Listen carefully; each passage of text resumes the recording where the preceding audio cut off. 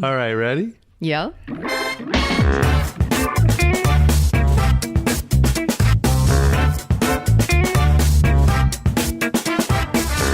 Welcome to What's Here Now, Kid? Where we take the wise and often wild and wacky wisdom of children and apply it to our overly complicated adult lives. In this episode, we talk about fun and scary and how sometimes they can go together. And we give you a new 3-step process to get you out of it. So blasting off, how does that make? How can you imagine? What would that be? Fun. Yeah. Scary. Yeah. So fun and scary. So all like both of those emotions at the same time. Uh-huh.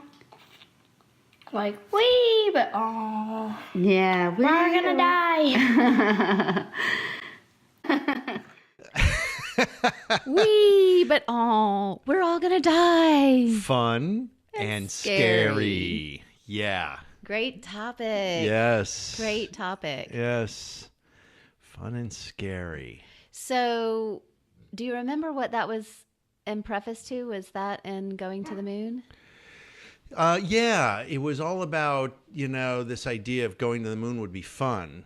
And then, hey, wait a minute, it would also be scary because I'd be like, hey, oh. Yeah, I'm on the moon. I'm going to the moon. Yeah, you know what I love about that is that we talk about the pure, pristine nature of kids and how it's unadulterated and it's unfiltered and it's just there, and they still have that.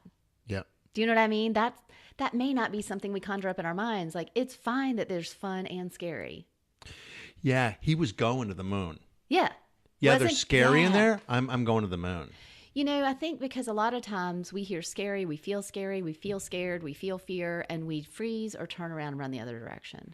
Well, there's all the talk around, if you think about some of the stuff that you and I read and follow, the idea of, people are reaching their upper limit in some way, right? And so, wow, that sounds really fun. And then my giant adult just showed up, maybe dragging my saboteur along with it, and said, nope, that's too scary. But yet in his idea or mind or whatever, he's just acknowledging that that's there. I don't feel any resistance in what he's saying. Yeah, it's there. It's part of the gig. I love that. It's part of the gig. Sometimes it's like it's roller coaster. Yeah. It's riding the roller coaster or something like that, right? It's like everyone knows when they go to Disney World, they're going to freak out on some of these rides. They still get on them. Yeah. There's something really human about it to me. Because I think sometimes, we're in this sort of self-development world, right? And it sometimes feels like it's all about having those. I was having this conversation with somebody yesterday, just feeling good all the time. And it's not like that at all. No. That's not life. Life, that wouldn't be, a real life. It's not rainbows and ponies. That's too canned. We want to acknowledge and appreciate much more than probably we do at this moment. And fear is real. I've felt it, Yeah, that goes back to the whole thing that, from the protocols and the foundational learning that you and I have in coaching, and you bring in the appreciator. Right. Right? And the appreciator is not about, oh my God, Catherine, you were so wonderful. It is, in a way, it's about, Catherine, you were wonderful because whether it was a dark or light moment, a win or a loss, that you navigated it. Right. And for you all out there, the appreciator, we have in our coaching world, we talk about these different parts of ourselves that exist.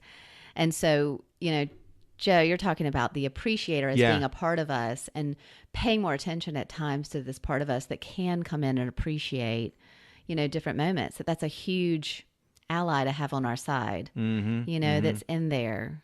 The other thing that's coming up for me, actually, we were talking about off camera before, is this idea of recovery. Okay.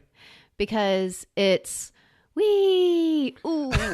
That's a recovery. Right? Well, then it's, how do we recover back? Because one of the things that I've been talking about is when you look at an athlete and you're seeing how in shape they are, a lot of times they measure their heart rate and how fast it recovers to baseline. Yeah. It's not often how fast you run or how this or that. It's how fast does your heart recover to baseline. I have that on my watch. I ran this morning. When you click stop, then it calculates your heart rate's recovery. Right. You get the thing. Hey, it was 67 beats, or it was 12 beats, or whatever it was. So what if this idea about being in life isn't about always trying to feel good and do this and, but it's acknowledging the oh shit moment. Yeah. And how quick can you recover back? Yeah, I like that. And I also like the idea of recognizing that there's some real wonderment here, and that fun and scary are two things. Mm-hmm. They go together, maybe. Right. And it's again this acknowledging and appreciating what is. Yeah. It did for him. There's no need to change it. It's just, he's moved on. We're still talking about it. He's moved on, It's fun and scary. I have this other story that's coming up to me that somebody told me recently that said, this woman went to her priest and she was really struggling, having a really difficult time. It was life events. I don't remember the details. Sure. I'm not even sure she told me, but it was, real stuff, either ill parents or divorce or something, but it was a lot of things. Life stuff. Real life stuff. And the priest looked at her and she said, "Wow, you're so full of life." Wow. That's cool. Right? Yeah. And I thought, wow, what a different perspective. All this stuff really is life.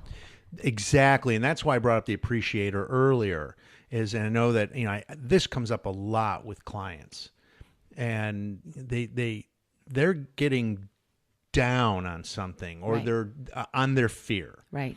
Or their lack of, a win. Right. Or like in your example, this dark moment of life. Right. And what I'm saying is, yeah, but you're living. You're in it. Right. Right? That's huge. The idea is not to get out of it and not have any of these things be happening to you at any given moment, because that's never going to happen. You're in life. Life is going to happen. Yeah. It's what do you do with it when it's here? How does it come? I mean, that's how I work with clients a lot of times. It's looking at what is, and to your point, using the appreciator. Yeah. And a lot of times that's daily practices. I have almost all my clients start with daily practices. What are the things that are going to bring you back? Do we want to say anything about the premise? This could almost be a different episode, but I keep thinking about him and expressing fun and scary, and how scary shouldn't be limiting. I think it's so important. We can't overlook it. I agree. We could expand on it in another episode, but I think yes. I mean, it's just a thing. It's just a thing, and it's part of living. It's part of the dark and light moments, the win and loss moments. Right. Oh, I get it too, though. It's like our reptile brain tells us you must course correct. It's scary. Mm-hmm. That because that's, the tiger amygdala, around the the amygdala hijack. Right. Yep. There's a tiger around the corner. If you don't run, you will die. And what did you just miss because you ran around the corner? Right. So what's the takeaway from that? There's something really juicy here. Uh-oh. I love it. This is a challenge match. Yeah, I like it. Yeah, what is the takeaway? Well, there's a couple of different things that come up. I'm just going to throw them out there, and whatever's really lousy, Jody can cut loose. When you get to that scary moment, instead of allowing the notice the amygdala hijack, right? Notice the. Do we need to tell them what that is? Do we have to? All right, a little neuroscience moment here. Yeah. Neuroscience moment. There's various parts of your brain. One of them, which is sometimes called the lizard brain or your ancient brain, is the amygdala, or some say amygdala. And it releases certain hormones that protect you, because when we're in our first level, we focus on us, me. It's survival, right? In the old days, it was about eating, running, and not being eaten. Right? So you spent your whole day just trying to stay alive. Well, we still do that today, but in a much more subtle way. Culture has evolved. And so we still release these hormones. So you get in an argument with your boss and it releases cortisol. Right. Right? And so it wants you to fight or flee or freeze. Mm-hmm. And that is an amygdala hijack. The problem is cortisol sticks around in our body for up to 25 hours. So when you have one of those adversarial moments with somebody or something, it can crash the day. Right. And so to your point, you have this happen, fear. Fear shows up. You think of something really exciting, to your point of our recording, you think of something really exciting, and then right behind it comes the fear. Right. And now what? Yeah. And so for me, I'm saying recognize that moment. What would it be like to take a step forward into the breach? And I just hear breathe through it. Because, oxygen really does help with the whole cortisol amygdala hijack. So how do you breathe through that? So I like the breathing, and I like the idea that remember, we're fighting ancient wiring. Yeah. Right? Look, if you're on a safari in Africa and you happen to get out of the car in the middle of the lion farm, yes, Start then running. amygdala, you might want to listen to Exactly, to your ancient brain, right? Yeah. However, if you're in an office situation or you're with your family at home and something comes up that always makes you turn and run or freeze, what would it be like to just breathe, as you say, and take a step forward? What will that next moment look like? It's funny because I kept wanting you to say, take a step back. Because we often say, take a step back and look at it. And you're saying, take a step forward. And I'm kind of like, ooh, that feels awkward. So even for me, it's like, ooh. You're fighting it. Yeah. And I don't want you to take the step forward to fight. No. I want you to take the step forward to experience. Yeah, it's just one foot in front of the other. Mm-hmm. Yeah. Yeah. I like that. And it's a little bit of a dichotomy because you're saying be aware. For me, that's the take a step back. It's almost like the 30,000 foot view. Observe what's happening and step forward. Yeah. You're challenging a lot of old wiring, and we all have it. And this is neurobiological stuff here, folks. There's also cool hormones that are released when you do great things, Right? Things that light you up, things that make you excited. And unfortunately, your body only lets you keep them for a few seconds, up to maybe a minute. So, Right. Yeah. So, Joe, how cool would that be, though, to have this moment of fear show up, as it will? It shows up. We take a step back, awareness, observe, take a step forward, and bring in the appreciator. apparently some people like that idea. How about that? Yeah. So when you bring in the appreciator because that's going to generate some of these hormones that are generated with good Sure it feeling will. things. So you're appreciating, that you took a nanosecond to look at what's going on instead of just knee-jerk reaction. I like that. Yeah. Right? Yes. Yeah. Regardless of what happens, regardless of if you slip back into old patterns, no problem. You just appreciate what you did do, which is huge when you're working against, really old prehistoric wiring. And remember that it's not necessarily this awesome, fun, happy moment. Right. Gosh, that's so great. I had lunch with a friend yesterday and I said, but that doesn't feel good. And she said, so what? You don't always have to feel good. Yeah.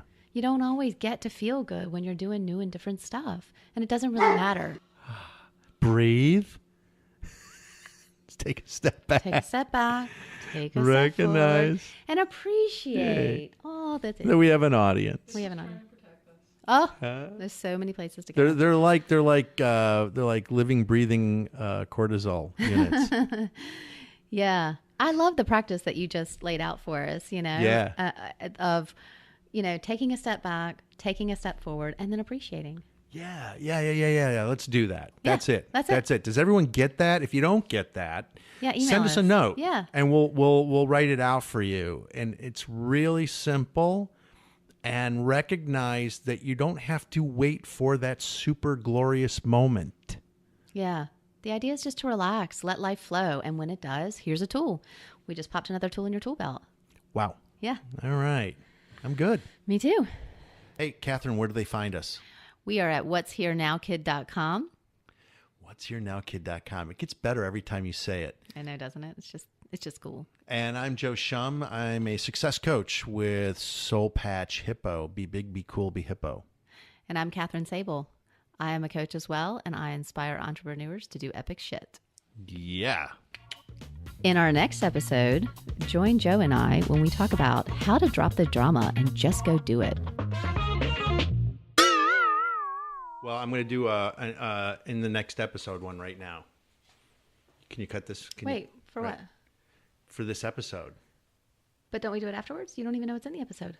No, in this episode. Okay. Do we? No, you want to wait till we record it? Yeah, okay. I think so, because sometimes the nugget comes out. That's true. But if you want to do it, go for it. I mean, we know it's fun and I don't scary. want to do it anymore. Mission accomplished. Okay, got my way. All right.